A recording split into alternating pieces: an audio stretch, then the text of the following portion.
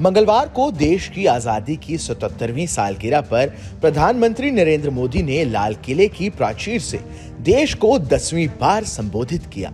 90 minute लंबे इस भाषण में पीएम मोदी ने देश के विकास के बारे में कई बातें कही। पीएम ने विपक्षी एकता पर भी खूब तंज कसा, लेकिन पीएम की मणिपुर हिंसा पर कही बातों ने देशवासियों का दिल जीत लिया।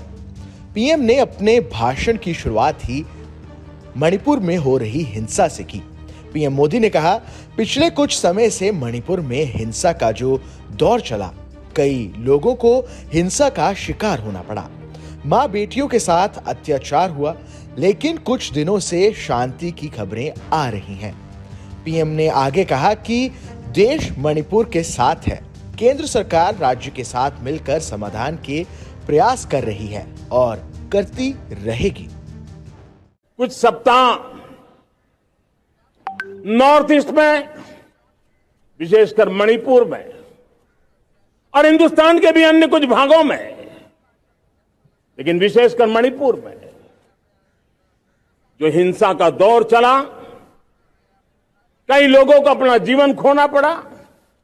मां बेटियों के सम्मान के साथ खिलवाड़ हुआ, लेकिन कुछ दिनों से लगातार शांति की खबरें आ रही हैं। देश मणिपुर के लोगों के साथ है। देश मणिपुर के लोगों को पिछले कुछ दिनों से जो शांति बनाए रखी है, उस शांति के पर्व को आगे बढ़ाए और शांति से ही समाधान का रास्ता निकलेगा और राज्य और केंद्र सरकार मिलकर के उन समस्याओं के समाधान के लिए भरपूर प्रयास कर रही है, करती रहेगी। मेरे प्यारे, देश की एकता पर पीएम मोदी कहते हैं कि घटना मणिपुर में होती है तो दर्द महाराष्ट्र में होता है। 90 मिनट के अपने भाषण में प्रधानमंत्री ने भारत को विकासशील राष्ट्र से विकसित राष्ट्र बनाने का पूरा प्लान देश की जनता के बीच रखा। पीएम ने कहा कि मैं आज आपसे कुछ मांगता हूं। 2047 में भारत का तिरंगा विकसित भारत का तिरंगा होना चाहिए। रत्ती भर भी पीछे नहीं हटना है। जो देश सोने की चिड़िया कहा जाता था, वो फिर से क्यों ना खड़ा हो जाए। 2047 में मेरा देश विकसित देश बनकर रहेगा।